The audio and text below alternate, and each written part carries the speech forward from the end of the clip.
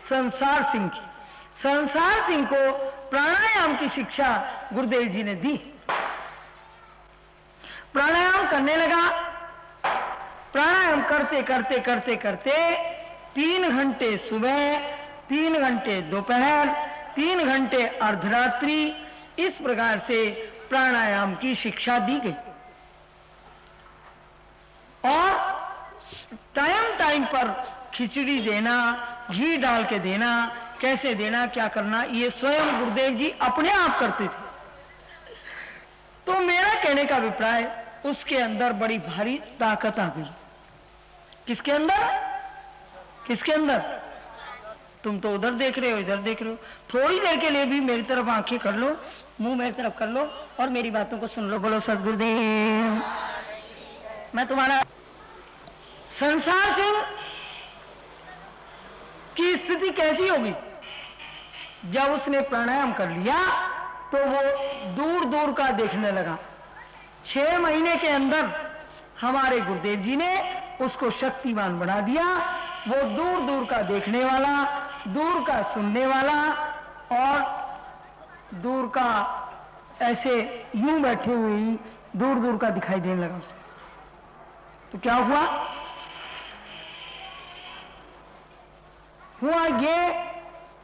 ये गाड़ी एक साइड में कर लो भाई, तुमने तो बीच में ही कर दी। और हमारे महाराज जी, वो महाराज जी के चरणों में से शक्ति प्राप्त करके प्राणायाम के द्वारा अपने घर चला गया। जंगलों में रहने लगा। जम्मू कश्मीर में पहाड़ जंगल जहां जहां है वो उधर रहने लगा। उसके बाद वो कभी कभी अपने घर आया करता था और वो इसके अंदर ताकत आ गई थी। वो जिसको जो कह देता था वो पूर्ण हो जाता था। इतनी शक्ति आ गई थी उसके अंदर। एक बार जब महाराज जी हमारे वहां पर पहुंचे जम्मू कश्मीर, तो उसके घर पर भी गए। तो घर पर गए तो उसके भाइयों ने एक बात कही कि महाराज जी, गुरु जी, ये संसार सिंह को आप सुधार दो ना। कि क्यों भाई, क्या बात है? बोले जो ये कहता है वही बात पूरी हो जाती है। तो कहते फिर क्या गलत क्या होता है? बोले गलत तो कुछ नहीं होता, ये हमारे चांटे मारता है, पत्थर मारता है, किंतु जिस दिन ये मारता है उस दिन हमारे कोई ना कोई काम बन जाती है। तो आप इसको कह दो गुरु जी, ताकि मारा ना करे और मुंह से वैसे ही आशीर्वाद दे दिया करे। तो अकेले में महाराज जी पूछने लगे उससे, अरे संसार सिंह, तू भाई ऐसे काम क्यों करता है, मारता पीटता है?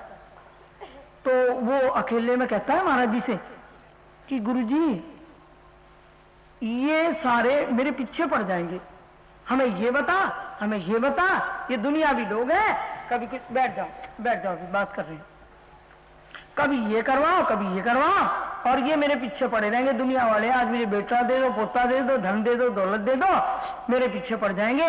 इसलिए गुरुदेव मैं जरा यूं ही रहूं, वही ठीक है। वो क्या करता था? ऐसे रहता था, पागलों की तरह रहता था, ऐवे ही कर देने, ऐवे ही कर देने, ऐसे ऐसे वो पागलों की तरह हरकतें करता था। तो सारे लोग कहने लगे, गुरु जी इसका पागलपन दूर करो ना, बैठ जाओ बैठ जाओ बैठ जाओ। तो महाराज जी ने अकेले में पूछा, अरे लल्ला तू ऐसा क्यों करता है? गुरुजी ये सारे मेरे पीछे पड़ जाते हैं, इसलिए मैं बस ऐसे ही ठीक हूँ, ऐसे ही चलने दो। ये तो ऐसी बात कही उसने। फिर एक बात और क्या बताई, बात एक विलक्षण बात ये थी, वहां एक सिद्ध पुरुष कोई और रहता था, उसका नाम शायद नंदलाल था। तो वो नंदलाल सिद्ध पुरुष था, दूर दूर की देखने वाला, दूर दूर की सुनने वाला था। वो जो भी कहता था वो बात पूरी होती थी। एक दिन वो सिद्ध पुरुष नंदलाल वहां से निकला और उसने पूरे गांव में शोर मचा दिया कि आज आंधी तूफान ओले में सब बरसेगा, इसलिए सब अपने अपने भेड़ बकरी पशु जो भी हैं उन सबको अंदर बंद कर दो। वो कह करके निकल गए। लोगों ने सोचा कि इसकी बात तो सच्ची होती है हमेशा, तो सबने अपने अपने पशुओं को अंदर कर लिया, सुरक्षा कर ली और बैठ गए। उस दिन ना आंधी आई, तूफान आया, किंतु ओले उस गांव में नहीं गिरे। ओले गिरे किसी पहाड़ की गुफा में जाकर के, सारे ओले गिर पड़े। इतनी देर में वो नंदलाल आ गए, शाम को आए, आके कहने लगे क्यों भाई आज ओले आले नहीं पड़े तुम्हारे यहां? क्या महाराज ओला तो एक भी नहीं पड़ा, और आपकी बात तो कभी झूठी नहीं होती थी, आज कैसे होगी झूठी बात? तो कहने लगे अरे नहीं, तुम एक बात बताओ मुझे। वो भी अंतर्दृष्टा थे, दूर की देखने सुनने वाले थे। तो उन्होंने कहा तुम ये बताओ, यहां एक क्षत्रियों का लड़का था, संसार सिंह उसका नाम था, वो आजकल कहां है? तो वो कहने लगे अरे महाराज उसका क्या पता, वो तो कहीं मरमुरा गया होगा, जंगलों में कहीं रहता था, क्या पता कहां है कहानी। कहते ना, ये उसी का काम है। बोले कैसे? इतनी देर में वो संसार सिंह हंसता हुआ ऐसे आया, ऐसे करता पागलों की तरह वहां से निकलना शुरू हुआ। तो नंदलाल कहने लगे कहो उस्ताद अपना गांव बचा लिया? तो वो धीरे से कहता है संसार सिंह ऐवे ही कर देने, ऐवे ही कर देने, माने ऐसे करते, ऐसे ही करते, पंजाबी में बोलता है ना, तो ऐवे ही कर देने, ऐवे ही कर देने, ऐवे ही होंदा है, ऐवे ही होंदा है, ऐसे पागलों की तरह वो करता रहा। लोगों को पागलपन दिखाता था, किंतु अंदर से वो अंतर्दृष्टा था, गुरुदेव की कृपा पूर्ण प्राप्त कर चुका था। तो क्या हुआ? तो पता उस नंदलाल ने बताया कि ये हो ना हो संसार सिंह का काम है, और संसार सिंह ने ये सारे ओले उड़ा करके उस पहाड़ की खो में डाल दिए। चलो तुम्हें चल करके दिखाता हूं। वो सारे गांव के लोग इकट्ठे होकर के उस पहाड़ के उस गड्ढे में गए और देखने गए कि वहां इतना ओला पड़ा हुआ था कि देख के वो चक्कर में पड़ गए, कहने लगे हैं ये क्या हुआ, ये कैसे? तो इतनी भारी शक्ति उसके अंदर आ गई थी कि यूं किया और जो चाहता था वो करता था। और भी उसके चमत्कार बहुत थे। बोले एक दिन बंदर मार काटने को आ रहे थे, तो उसने कह दिया है बंदर, बस एक दिन कह दिया उसने, जरा सा यूं किया और बंदर ने काटना छोड़ दिया बिल्कुल। तो बड़ी मतलब बहुत शक्तियां उसके अंदर आ गई थी। मेरा कहने का अभिप्राय क्या, प्राणायाम जो है वो हठ योग की साधना है, उसको करने से बहुत बड़ी ताकत प्राप्त हो जाती है। किंतु बात मत करो, कोई भी बैठिए, बात नहीं करना, कोई चुप होकर बैठो, मैं बोल रही हूं ना, कोई नहीं बोलना। तो प्राणायाम का अधिकारी हर व्यक्ति नहीं बन सकता, कोई बिरले एक आध को हमारे गुरुदेव जी ने प्राणायाम आदि या हठ योग की क्रियाएं कराई। एक और थे वो मोहनलाल बाबा के नाम से, उन्होंने जबरदस्ती करना शुरू कर दिया था। उन्हें खुली आंखों दर्शन होने शुरू हुए थे और भी कृपाएं होनी शुरू हुई थी, किंतु कुछ व्यवधान आया जिसके कारण वो पूरा नहीं कर पाए। तो मेरा कहने का अभिप्राय ये प्राणायाम आदि की शिक्षा, हठ योग की क्रियाएं हैं, ये हर व्यक्ति अधिकारी नहीं होता, हर एक व्यक्ति को नहीं कराया जाता। इसलिए तीसरा कार्य हमारे श्री प्रभु जी ने एक और नया शुरू कर दिया, जो नया भी है और बहुत पुराना है, जो अनादिकाल से चला आता है, वो है शक्तिपात योग मार्ग की दीक्षा। शक्तिपात का अर्थ तुम समझते नहीं हो, इधर देखा शक्तिपात हो गया, इधर देखा शक्तिपात हो गया, आंखों से शक्तिपात, वाणी से शक्तिपात, स्पर्श से शक्तिपात और हृदय में सोचने से शक्तिपात हो जाया करता है।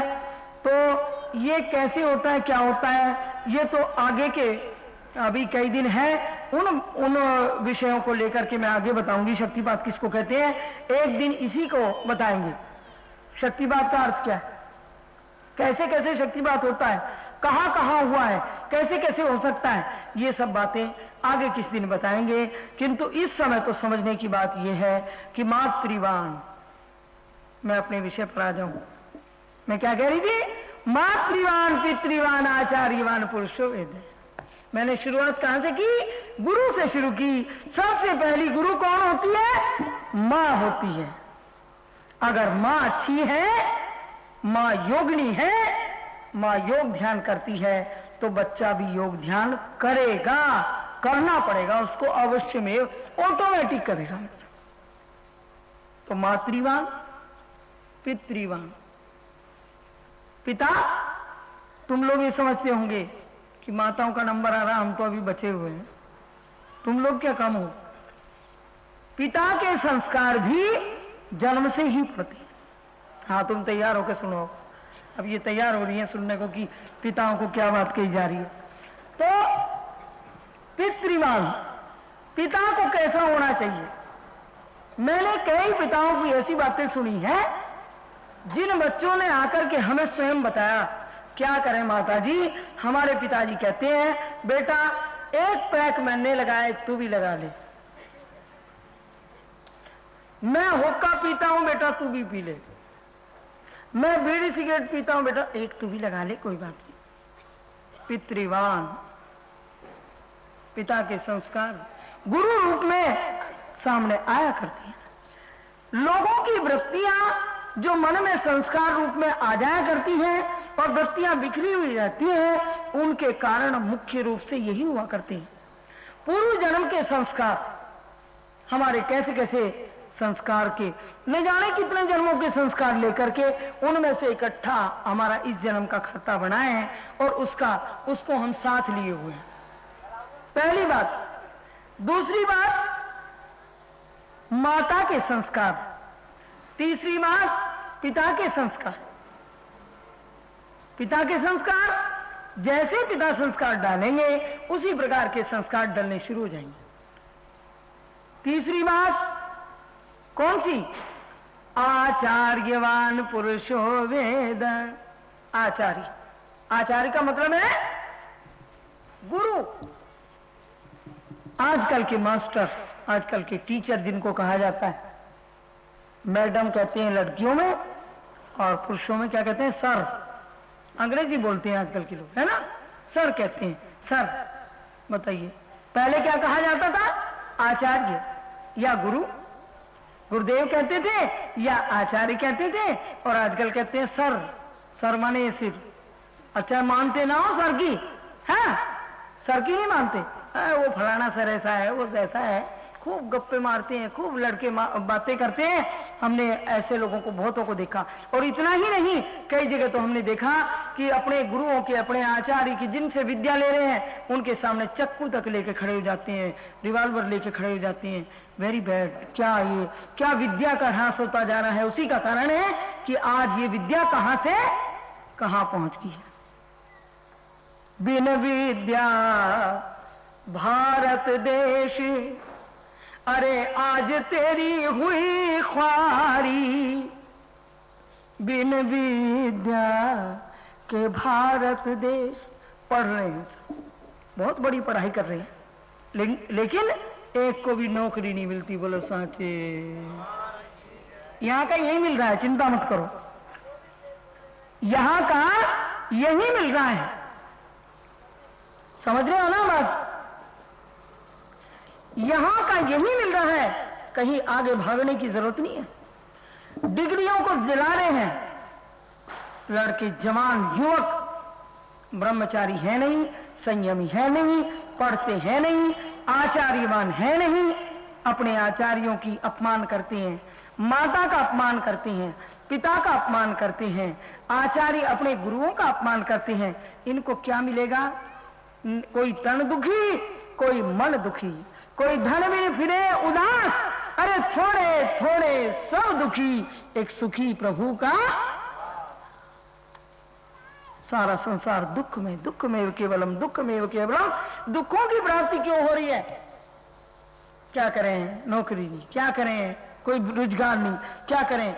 दिन रात लोग मेरे सामने आते रहते हैं और जवान लड़कों को देख करके तो बड़ी शर्म आती है। तो इसलिए आचार्यवान मातृवान पितृवान आचार्यवान पुरुषो वेदे। पुरुष का अर्थ है ईश्वर, परमात्मा। पुरुष किसको कहते हैं? एक पुरुष है। गोपियों ने कहा था ना, क्या कहा था मीराबाई ने? मीराबाई ने एक बार मीराबाई गई कहां? श्री वृंदावन। जीव गोस्वामी महात्मा थे, वो वृंदावन में रहते थे। वो किसी स्त्री का शक्ल नहीं देखते थे। बाहर मीराबाई आई गेट पर, उसने खबर भिजवाई, कह दो मीराबाई दर्शन करने के लिए आई है। जीव गोस्वामी कहते हैं, क्या कहा? मीराबाई आई है, स्त्री आई है, कह दो। हम स्त्रियों से नहीं मिलते, स्त्रियों के दर्शन नहीं करते। मीराबाई बड़े जोश में आके बोली, अच्छा कोई और भी पुरुष है इस संसार के अंदर? मैं तो सोचती थी कि एक ही पुरुष है। कौन? श्री कृष्ण। बोलो कृष्ण भगवान। मैं तो सोचती थी कि एक ही पुरुष है, बाकी संसार में जितने पुरुष स्त्रियां वो सब भगवान कृष्ण की स्त्रियां हैं, नारियां हैं। तो मेरा कहने का अभिप्राय क्या कह रही थी मैं? मातृवान पितृवान आचार्यवान पुरुषो वेद है। पुरुष, पुरुष शब्द के ऊपर मैंने बात की। पुरुष का अर्थ है कौन सा सूत्र है योग दर्शन का? वो पुरुष विशेष ईश्वर है। पुरुष विशेष क्लेश कर्म विपाक आशय अपराम निश्चय पुरुष विशेष ईश्वर है। योग दर्शन का सिद्धांत है पुरुष विशेष ईश्वर को कहा गया है। ईश्वर माने परमात्मा, भगवान। भगवान की प्राप्ति किसको होती है? वेद मंत्र में यही कहा गया। आचार्यवान, मातृवान पितृवान आचार्यवान पुरुषो वेद है। पुरुष माने ईश्वर को कौन जान सकता है? ये वेद मंत्र है। तो बताया इसमें ईश्वर, ईश्वर किसको कहते हैं, परमात्मा किसको कहते हैं, ये भी एक प्रश्न है। प्रश्न ये है, क्लेश कर्म विपाक आशय अपरामिष्ट पुरुष विशेष ईश्वर है। जो क्लेश से, कर्म से और कर्म विपाक से, संस्कार से बिल्कुल कभी छुआ ना गया हो, उसको ईश्वर कहते हैं, उसको परमात्मा कहते हैं। इन क्लेशों में, दुखों में संसार वाले हैं, कर्म के बंधन में संसार वाले। क्लेश कर्म विपाक, विपाक का अर्थ है संस्कार, पूर्व जन्म के किए हुए कर्मों का जो हमारा फल है उसको कर्म विपाक कहते हैं। विपाक कहते हैं, संस्कार कहते हैं। ये कहते हैं तो क्लेश कर्म विपाक तो संसार वालों के, हमारे तुम्हारे हैं, किंतु ईश्वर तो प्रकर्षगत्या सिद्ध है। वो तो अनादिकाल से ही सिद्ध है, क्योंकि क्लेश कर्म विपाक उसको कभी छुआ ही नहीं। वो तो निष्कामी है, वो कभी कामना करता नहीं, कर्म करता नहीं, दुख उठाता नहीं, क्योंकि वो कर्म नहीं करता इसलिए वो दुख नहीं उठाता। हम तुम कर्मों के झमेले में पड़े रहते हैं, अच्छे बुरे कर्म करते रहते हैं, उसका फल यहीं पर भोगते रहते हैं। इसलिए हम करते हैं, भोगते हैं, फिर तब से स्वर्ग, स्वर्ग से नरक, बस यहाँ आए, फिर ऊपर चले गए, फिर नीचे चले गए, बस इन चक्रों में पड़े रहती है। तो इसलिए मैं क्या कह रही थी, आचार्यवान पुरुषो वेद है। पुरुष माने ईश्वर को, परमात्मा को कौन जान सकता है? जो मातृवान, अच्छी माँ वाला, अच्छे पिता वाला और अच्छे आचार्य माने गुरु वाला। संसार में जितने गुरु हैं ये सब विद्या के गुरु हैं। संस्कृत पढ़ाते हैं, मैथ पढ़ाते हैं, इंग्लिश पढ़ाते हैं, हिंदी पढ़ाते हैं या कंप्यूटर पढ़ाते हैं, कुछ भी पढ़ाते हैं, ये तो सांसारिक मास्टर, टीचर, गुरु हैं। किंतु वो गुरु जिसको सदगुरु कहते हैं, वो सदगुरु इसको नहीं कहते हैं। वो किसको कहते हैं ये कल बतलाएंगे, तुम्हारा समय अधिक नहीं लेते, कल बतलाएंगे। सदगुरु कौन? यत्र छेदनार्थेन कालो न पावर्तते स गुरु। कल क्या बताएंगे, वो कल की बात कल करेंगे। इसलिए आज की बात इतनी समझ लो। क्या कहा आज मैंने? आज मैंने कहा कि गुरु कौन कौन होता है, माँ भी गुरु, पिता भी गुरु, और ईश्वर को प्राप्त करने जा रहे हो। तुम ऐसे योग शिविर में बैठे हुए हो, इस आकांक्षा से आए हो किसी प्रकार से हमें भगवान मिल जाए, श्री राम मिल जाए, श्री कृष्ण मिल जाए, भगवान शंकर मिल जाए, भगवती माँ मिल जाए, ये चाहते हो ना? तुम सब चाहते हो ना? कौन संसार के अंदर है कि ये नहीं चाहता हो? तो इसलिए तुम इस भावना से आए हो, इसलिए मैंने इस विषय को आज पहले कह दिया। ये भूमिका तभी होगी जो मैंने कल कही थी। कल मैंने ये बतलाया था, श्रद्धा माते वियोगिनम पाती, श्रद्धा माँ की तरह से योगी की रक्षा करती है। माँ में भी श्रद्धा करनी है, पिता में भी श्रद्धा करनी है, आचार्य में भी श्रद्धा रखनी है, और गुरु में, सदगुरु में तो इतनी श्रद्धा करनी है, इतनी करनी है कि वो काट भी दे, अगर हमें यूं काट भी दे ना आरी से, तो भी उनके चरणों में झुके ही रहना है। समझ गए मेरी बात को? अगर वो यूं भी कर दे, हमें कर दे, तो इसलिए इतनी श्रद्धा वाली भूमि उत्पन्न करो। ये श्रद्धा वाली भूमि के अंदर जहां बीज डलेगा उसी का ध्यान लगना शुरू हो जाएगा। उसको राम मिलेंगे, उसको श्री कृष्ण मिलेंगे, उसको श्री कृष्ण यूं चलते फिरते, उठते बैठते, सोते जगते भगवान कृष्ण यूं दिखाई देंगे, जो अभी तक नहीं दिखाई दिए। वो उनके साथ उनका दर्शन होगा। सच्ची बात है, जो झूठ मानते हैं ना, जो इतना भी झूठ मानेंगे, वो अभी भूल में है, अंधेरे में है, वो रजोगुणी है, वो अभी तमोगुणी है, उनके अंदर रजोगुण और तमोगुण की मात्रा बढ़ी हुई है, वो अभी इस विषय को कहां पहुंच पाएंगे। वो तो बोने की तरह है, बोना जैसे इतना सा होता है, वो कहां तक लोमड़ी को अंगूर खट्टे, ठीक है ना, लोमड़ी को अंगूर खट्टे। तो इसलिए लोमड़ी कहती रहती है खट्टे हैं तो खट्टे हैं, ये तो खट्टे हैं, तो खट्टे हैं उनके लिए, तो खट्टे हैं क्योंकि लोमड़ी है। बोलो साचे गलो। इसलिए जो तुम्हें प्राप्ति करनी है तो श्री आनंद कंद कल्याण धन प्रभु जी के चरणों का चिंतन करो। और कल भी मैंने बतलाया था, अपने अपने घरों में जाकर के बायां पैर नीचे, दायां पैर इसके ऊपर, अभी से प्रैक्टिकली साथ साथ करते चलो।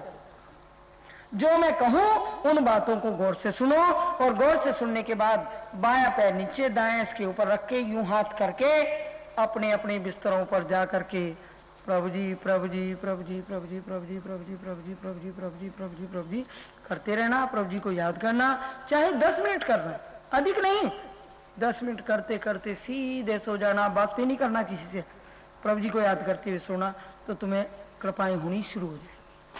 जो ऐसा करेंगे श्री आनंद कंद कल्याण धन प्रभु जी की कृपा होगी, सबका भला होगा और सबका कल्याण होगा। प्रातःकाल उसी प्रकार से 7 बजे, वैसे तो जल्दी क्लास लग जाती है, हमारे बच्चे तो जल्दी आसन करते हैं।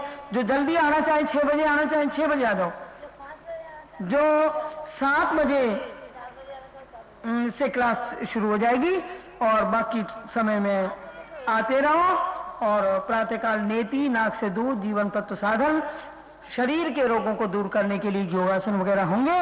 और फिर उसके बाद 8 बजे आरती होगी, आरती के बाद गीता पाठ होगा, और थोड़ा बहुत हम बोल देते हैं, गीता पर भी बोलते हैं प्रातःकाल, इसलिए सुबह भी आओ और शाम भी आओ। ये मिस मत करना, इतना समय अमूल्य समय है। ये बातें तुम्हें सुनने को नहीं मिलेंगी कहीं भी, ये बातें प्रभु जी के दरबार से मिलती हैं। मैं नहीं हूं सुनाने वाली, सुनाने वाला कोई और है, देने वाला कोई और है। जो खुद ही भिखारी, वो क्या देगा? जो डूब रहा है साहिल पे गैरों को किनारा, मेरे दिल को दिल ना समझो, मेरी जान को जान ना समझो, अरे कोई और बोलता है मेरी जुबाना। बोलो सतगुरुदेव महाप्रभु।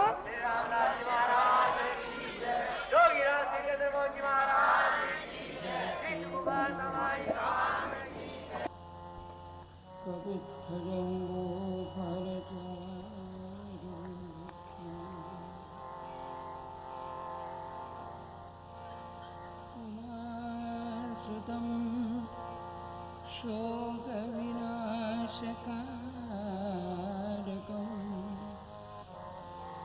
नमामि विघ्नेश्वर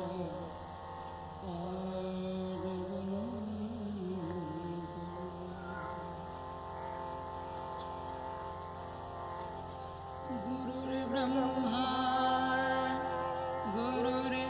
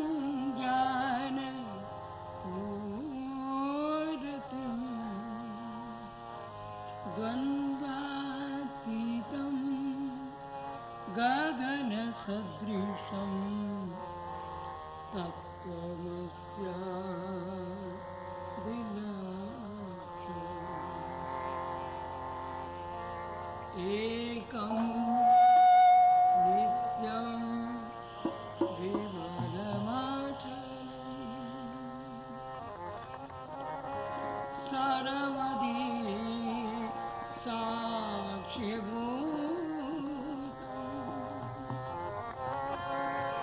भावातीतं त्रिगुणरहितं सद्गुरुं तं नमामि। श्री सद्गुरुं तं नमामि।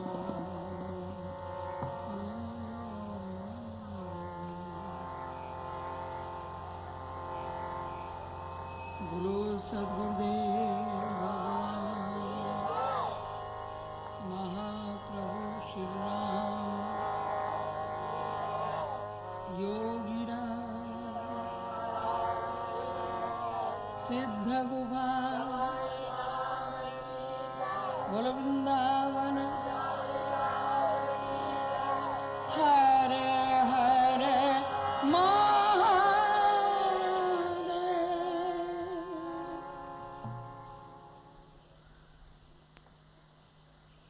कल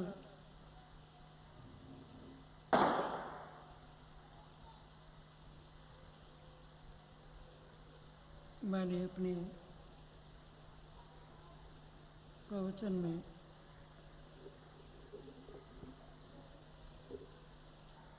गुरु के विषय में बतलाने का प्रयास किया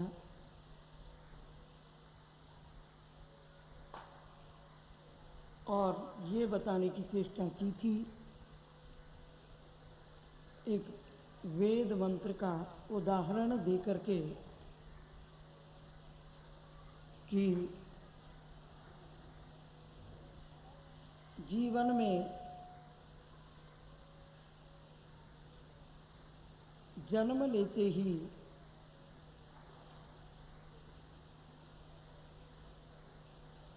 गुरु मिलने प्रारंभ हो जाते हैं। उदाहरण ये दिया था प्रमाण दे करके कि मातृवान पितृवान आचार्यवान पुरुषो वेद। उस परमात्मा को प्राप्त करने की हर व्यक्ति की भावना होती है। हम किसी प्रकार से उस ईश्वर को उस परमात्मा को प्राप्त कर लें जिससे हम बिछुड़े हुए हैं, जिससे हम दूर हैं, जिसके हम अंश हैं और जिसके लिए कहा गया ईश्वर अंश जीव अविनाशी। अपने अपने घर की सभी को याद आती है। जो लोग थोड़ी देर के लिए भी सत्संग में आ जाते हैं, वो सत्संग के समाप्त होने पर ये भावना रखते हैं कि जल्दी से जल्दी अपने घर पहुंच जाए, है ना। हर व्यक्ति चाहता है अपने घर पहुंचने की। उस घर से हम दूर हैं। वो घर हमारा कौन सा है? ये घर नहीं है हमारा। शिंदे की छावनी में अगर कोई घर का नंबर बता करके, कोठी का नंबर बता करके ये कहने लगे कि हमारा ये पता है, तो ये पता नहीं है। असली पता हमारा कोई और है। जिस पते को हम भूले हुए हैं, अगर किसी से पता पूछने लगे कि कौन सा पता है तुम्हारा, कहाँ रहते हो, कौन तुम्हारे माता हैं, कौन पिता हैं, तो तुम लोग बस यही बात बताओगे, उस गांव का रहने वाला हूँ, उस मोहल्ले का रहने वाला हूँ और वो मेरे मकान का नंबर है, बस ये पता बताओगे। लेकिन असली पता किसी को भी नहीं पता। उसका कारण एक ये है कि उससे बिछुड़े हुए हैं। एक समय की बात है, एक समय वन में बसते मृगराज की नारी ने केहर जायो, कर कारण पाली के हाथ लगियो, वाने छेरी के संग दुहायो, भूल गयो सब कुल के पराक्रम, हुंडू भयो हरी दूब चढ़ायो। ऐसे नहीं समझे होंगे, इसका भाव मैं बतला दूं तब समझ में आएगा। एक बार की बात है, एक समय की बात है, एक समय वन में बसते जंगल में मृगराज की नारी ने केहर जाए। मृगराज किसको कहते हैं? किसको कहते हैं? मृगों का राजा। जानवरों का राजा कौन होता है? किसको कहते हैं? शेर। अरे शेर नहीं जानते लोयन? है तो शेर जंगल का राजा होता है। शेर और शेरनी दोनों जंगल में निवास करते थे। तो एक समय वन में बसते मृगराज की नारी ने केहर जायो। एक शेरनी ने, शेर की शेरनी ने एक शेर का बच्चा पैदा किया। बच्चा किसका है? शेर का। एक समय वन में बसते मृगराज की नारी ने केहर जायो, कर कारण पाली के हाथ लगियो। किसी कारण से वो शेरनी का बच्चा अपने माता पिता से बिछुड़ गया। बिछुड़ने के बाद जंगल में इधर घूमने लगा, उधर घूमने लगा। कर कारण पाली के हाथ लगियो। किसी कारण से कोई भेड़ चराने वाला, भेड़ बकरी चराने वाला वहां से निकल रहा था। उसने देखा बड़ा सुंदर बच्चा है, किंतु शेर का बच्चा है ना? किसका बच्चा है? शेर का। किसी कुत्ते का बच्चा नहीं है, पिल्ला नहीं। किसका बच्चा है? शेर का बच्चा है। तो कर कारण पाली के हाथ लगियो, वाने शेरी के संग दुहाए।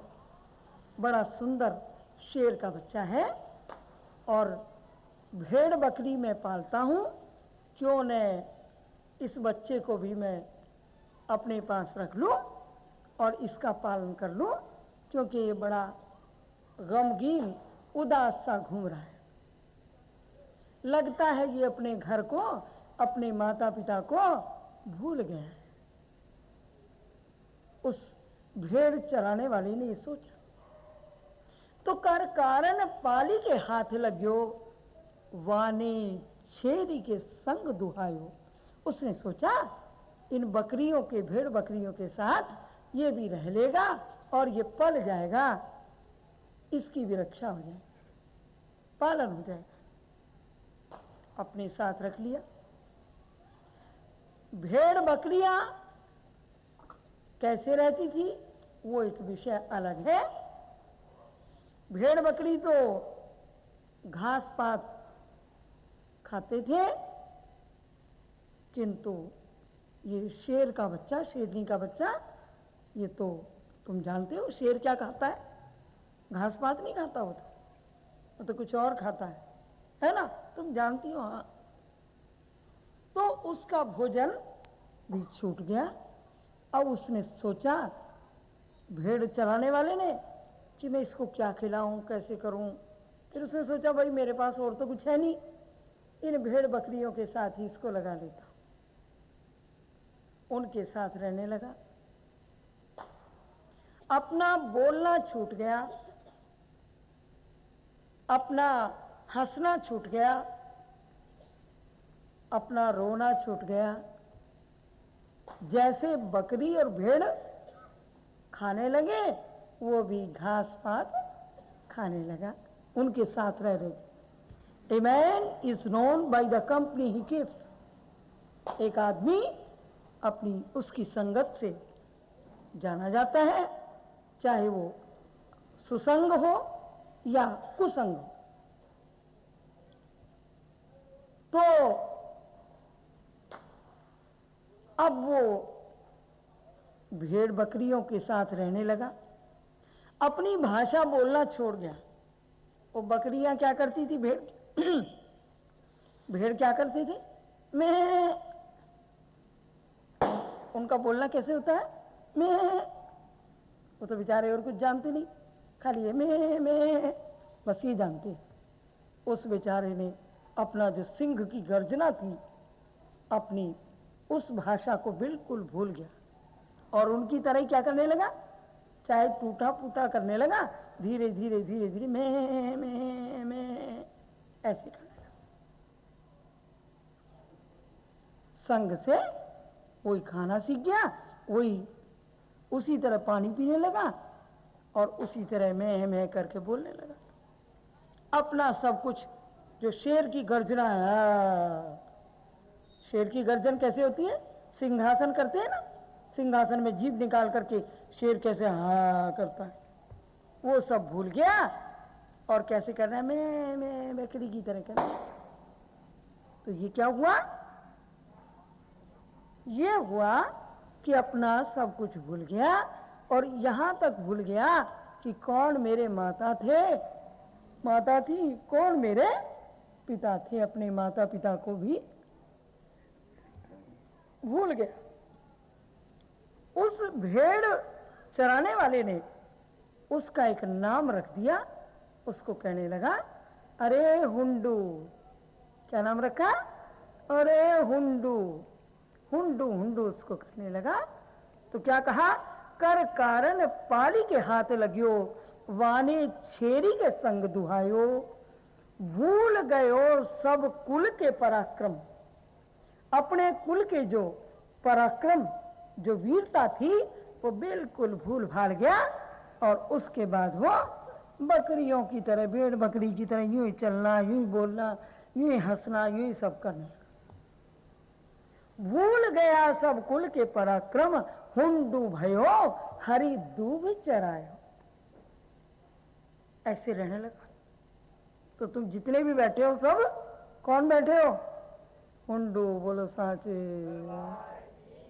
बुरा नहीं मानना, सब हुंडू हो। क्यों कि जब हम तुमसे पूछते हैं तुम्हारा पता क्या है, तो तुम हुंडू होकर के जो यहां चरा रहे हैं तुम्हें कि तू मेरा बेटा है, तू मेरा पोता है, तू मेरा फलाना है, तू मेरा बाबा है, तू दादा है कि दादी है कि चाची है कि नानी है कि ताई है, इनमें फंसे पड़े हो और अपना असली पता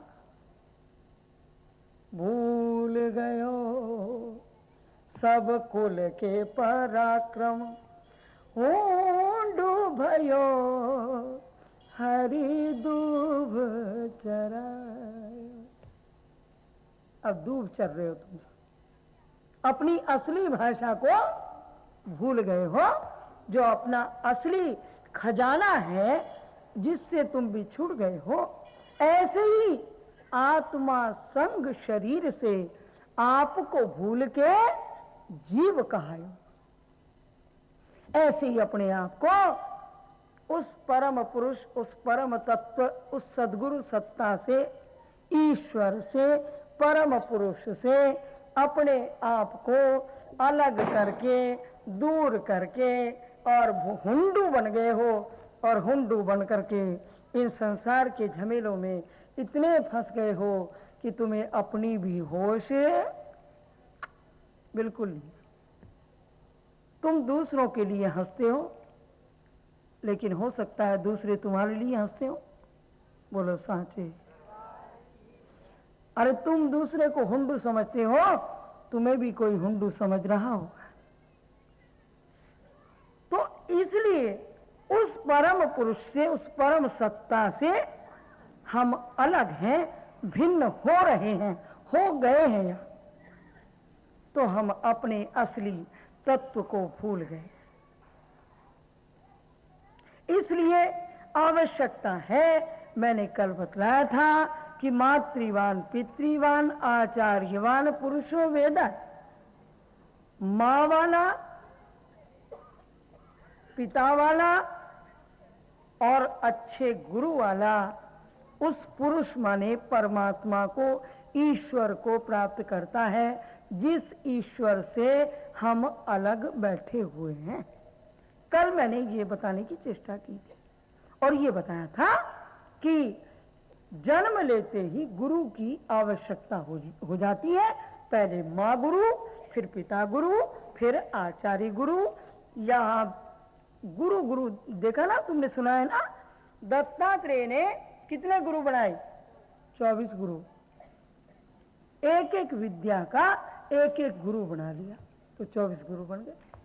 तुम भी अपने गिनने लगोगे ना, कोई संगीत का गुरु, कोई गाने का गुरु, कोई तबले का गुरु, कोई ढोलक का गुरु, कोई पढ़ाई का गुरु, कोई संस्कृत का, मैथ का, इंग्लिश का, कितने गुरु हो गए, है ना।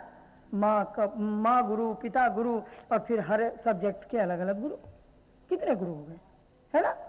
तो लेकिन ये सब गुरु यही के हैं। इस लोक में हुंडू जहां बंडे हो ना, इस हुंडू वाले लोक में चलाने वाले, ये हुंडू बनाने वाले गुरु हैं। बोलो सांचे, है ना। ये गुरु यही के हुंडू बना रखे हम लोगों को। अच्छा, हमें आवश्यकता किसकी है? उस गुरु की आवश्यकता है जिस गुरु के लिए कहा गया यत्र अवच्छेदनार्थेन कालो न उपावर्तते स गुरु। कुछ लोगों के मन में शंका पैदा हो जाती है कि गुरु इसको कहते हैं, इसको गुरु नहीं कहते। तुम कहोगे जी ये कैसे? तो तुम्हें बता दें अच्छी तरह, सुन लो कान खोल करके।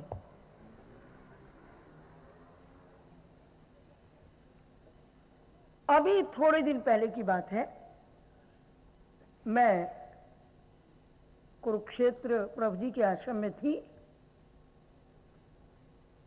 जहां अभी शुरू किया है बनाना। वहां एक जनक नाम की देवी आई। उसने दीक्षा पहले प्राप्त कर ली थी। उसकी उम्र 50-55 के बीच की होनी चाहिए। उसकी एक बड़ी बहन थी, उसका नाम तो मुझे याद नहीं रहा। उसकी उम्र 60-65 के कुछ ऐसे करीब की है। तो वो जनक आई और मुझसे कहने लगी, माता जी मेरी ये बड़ी बहन आई है, इसको नाम दान दे दीजिए। उधर पंजाब में इसी स्टाइल में बोलते हैं, वो कहते हैं नाम दान कहते हैं, माने दीक्षा दे दीजिए। तुम लोग दीक्षा से समझोगे कि इसको दीक्षा दे दीजिए। मैंने कहा ले लेगी, कोई बात नहीं। कहते नहीं जी, इसको दीक्षा दे दीजिए आप। उसको दीक्षा हमने सूक्ष्म सी दे दी और दीक्षा लेकर के वो अपने घर को चली गई। अपने घर जाकर के उसने अपने जैसी बुढ़ियाओं में बैठ करके, अपने अपने सहेली सब है ना, सबकी सहेलियां होती हैं और सबके मित्र होते हैं। हर व्यक्ति अपने जैसों के साथ बैठता है। बच्चे बच्चों के साथ बैठेंगे, स्त्रियां स्त्रियों के साथ, लड़कियां लड़कियों के, हम उम्र में बैठने की चेष्टा करते हैं। वो भी बुढ़िया थी बेचारी, उसने कुछ बुढ़ियाओं को इकट्ठा किया मोहल्ले की, उनके साथ जाकर के बैठ गई। आहा, बात ये बनी कि दीक्षा तो ले गई वो, किंतु दीक्षा के बाद हमारा एक नियम है, श्री प्रभु जी और गुरुदेव जी का स्वरूप हम सबको देते हैं। ऐसा नियम है ताकि प्रभु जी की स्थापना घर में हो जाए, प्राण प्रतिष्ठा उसमें कर देते हैं और साथ में आरती पूजा करने की आज्ञा प्रातःकाल और सायंकाल होती है। और निष्ठापूर्वक श्रद्धापूर्वक जो करते हैं उनके स्थान पर स्वयं श्री प्रभु जी और गुरुदेव विराजमान रहते हैं, ये बिल्कुल सच्ची बात है। तो क्या हुआ कि उस समय हमारे पास स्वरूप नहीं थे प्रभु जी महाराज जी के। मैंने कह दिया अभी तो हमारे पास है नहीं, हम बनवाएंगे स्वरूप।